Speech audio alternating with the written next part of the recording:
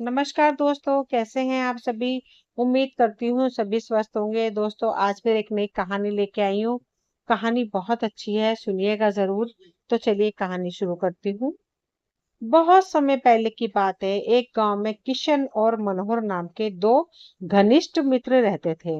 उनकी मित्रता इतनी गहरी थी कि पूरे गांव में उनकी दोस्ती की मिसाल दी जाती थी।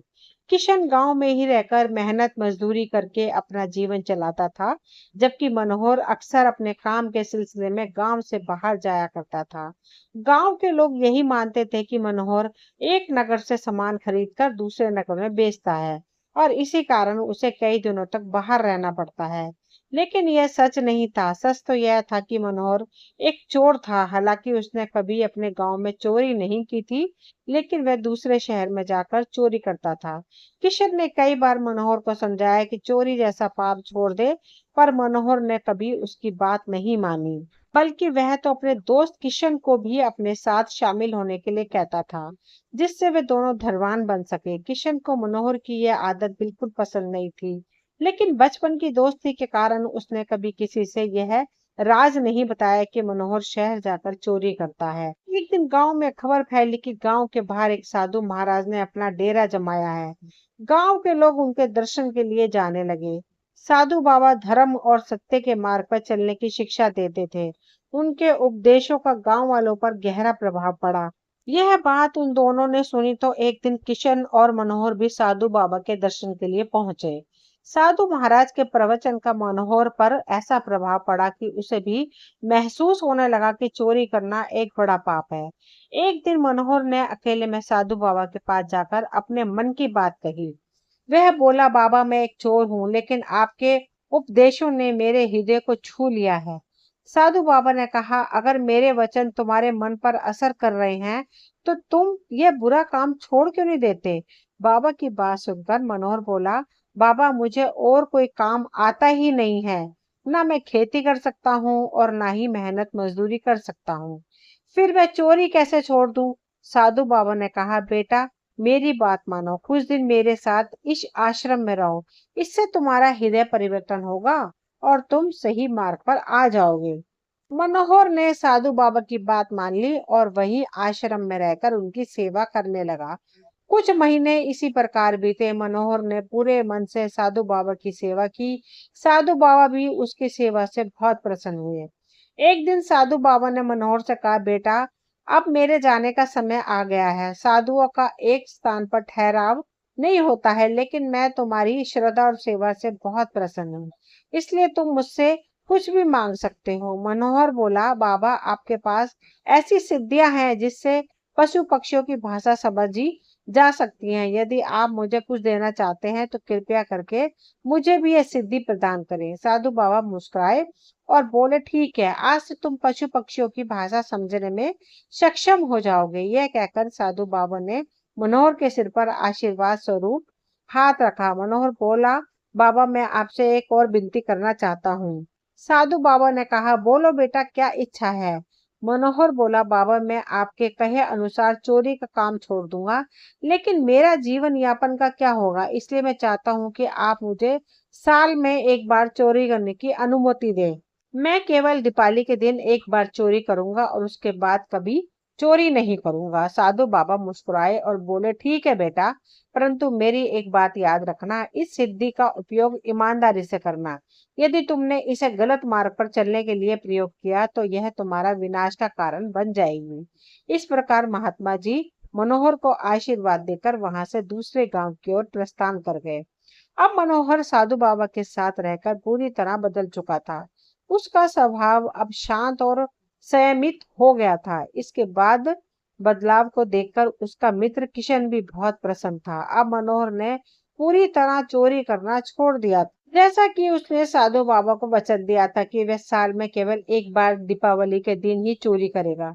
कुछ समय इसी प्रकार बीता। अब इधर किशन की बहन थी जो अब विवाह के योग्य हो चुकी थी। उसका विवाह तय हो चुका था और 15 दिन के बाद शुभ तिथि निर्धारित थी, लेकिन किशन जो मेहनत मजदूरी करके अपनी आजीविका चलाता था, उसके पास इतना धन नहीं था कि वह अपनी बहन का विवाह कर सके। किशन को चिंता सताने लगी कि बारातियों के स्वागत और भोजन का इंतजाम कैसे करेगा। सहायता के लिए किशन अपने कई रिश्तेदारों के पास गया, लेकिन किसी ने उसकी मदद नहीं की। सबने कोई ना कोई बहाना बनाकर उसे टाल दिया। सभी जगह से निराश होकर किशन अपने मित्र मनोहर के पास सहायता मांगने गया और उसने कहा, मनोहर, अब तो तुम ही मेरी सहायता कर सकते हो। तुम तो जानते हो कि मेरी बहन की शादी तय हो चुकी है और 15 दिन बाद बारात आने वाली है।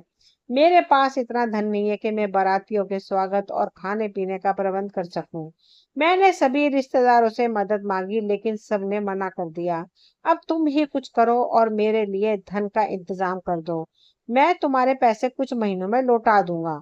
मनोहर ने उत्तर दिया, दोस्त, मैं तुम्हारी परेशानी समझ सकता हूँ, लेकिन मैं तुम्हारी सहायता कैसे करूं? तुम तो जानते हो कि मैंने चोरी करना छोड़ दिया है और केवल दीपावली के दिन ही चोरी करने का संकल्प लिया है। लेकिन अभी दीपावली आने में 6 महीने बाकी है। ऐसे में मैं क्या कर सकता हूँ? किशन बोला, मुझे नहीं पता तुम कैसे करोगे, लेकिन मुझे 10 दिनों के अंदर 100 स्वर्ण मुद्राओं का इंतजाम चाहिए। अगर ऐसा ना हुआ तो मेरी बहन की बारात बिना शादी के वापस लौट जाएगी।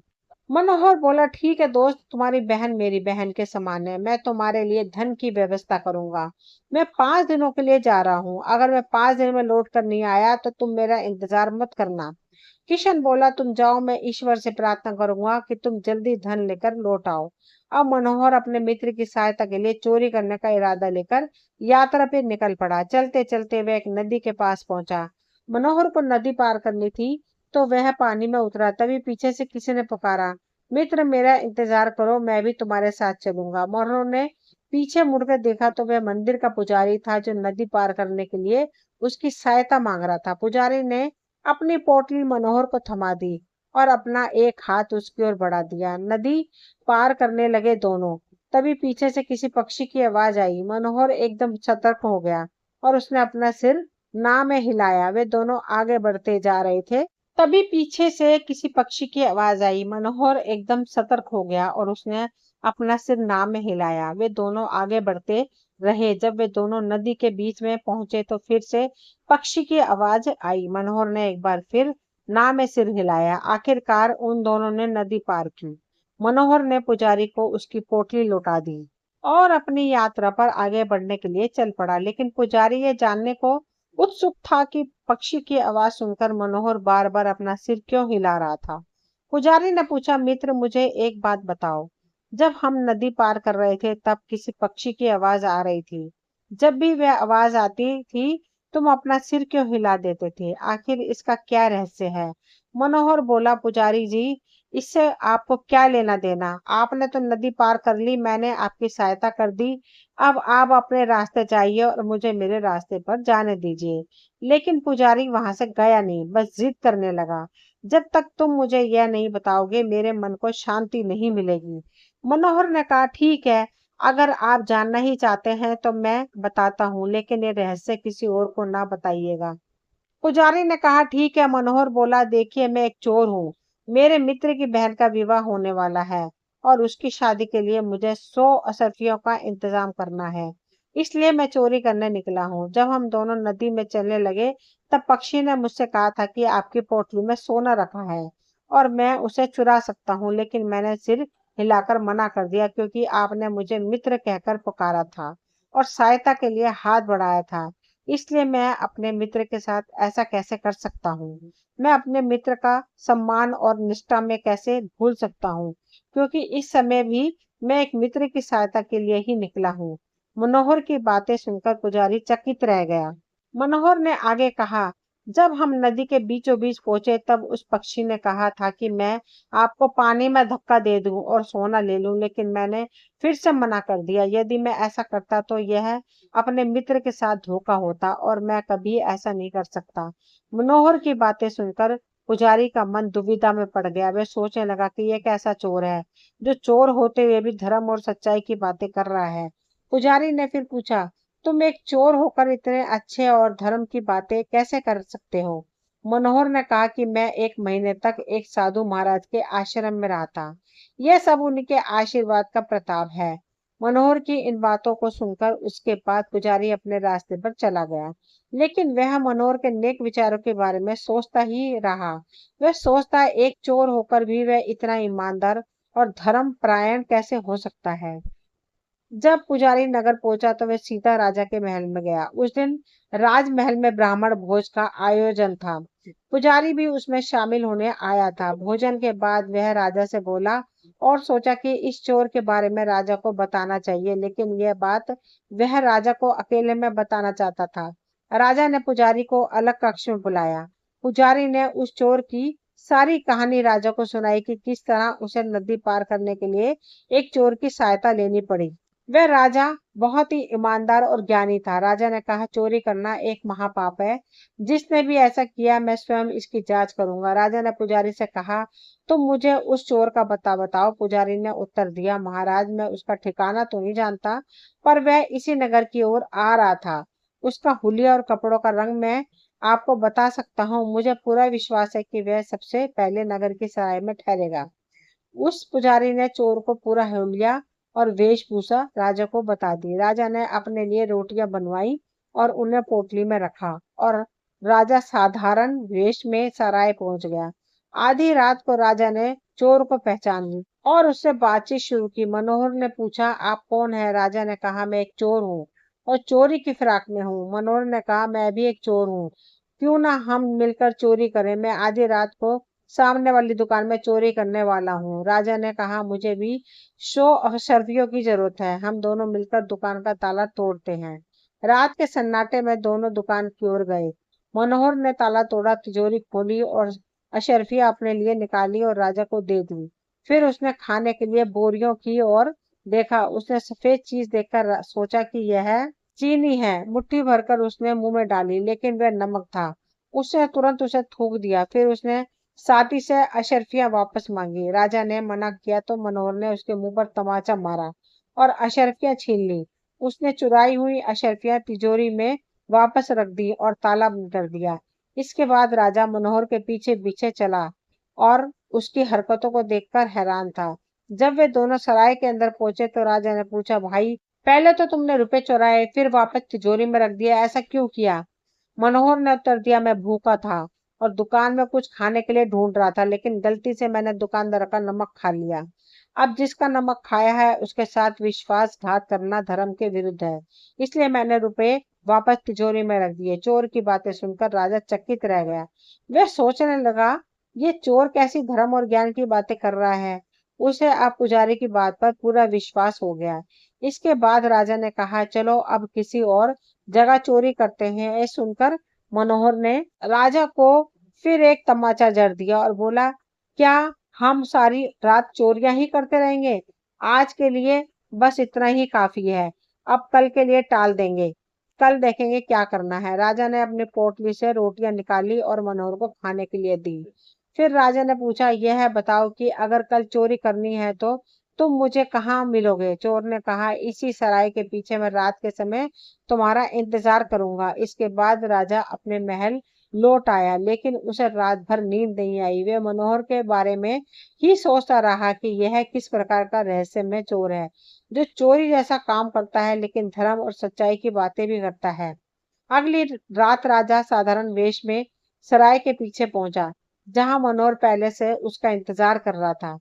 राजा ने उसे खाने के लिए रोटियां दी। जब वे दोनों खा पीकर फ्री हो गए तो राजा ने कहा, चलो भाई हम राज रात राजा का खजाना लूटते हैं। मनोहर बोला, भाई वहाँ धन तो बहुत है, लेकिन खतरा भी उतना ही है।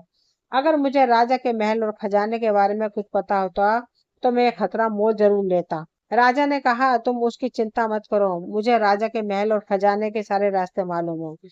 हम आसानी से चोरी कर पाएंगे। चलो चलते हैं। असल में राजा अपने पहरेदारों की सतर्कता परखना चाहता था। महल के 3 द्वारों पर पहरेदार थे और चौथे द्वार पर एक कुत्ता बंधा हुआ था। जब वे दोनों महल के पास पहुंचे तो देखा कि तीनों पहरेदार और कुत्ता गहरी नींद में थे। राजा ने मनोहर को महल के सारे रास्ते बताए।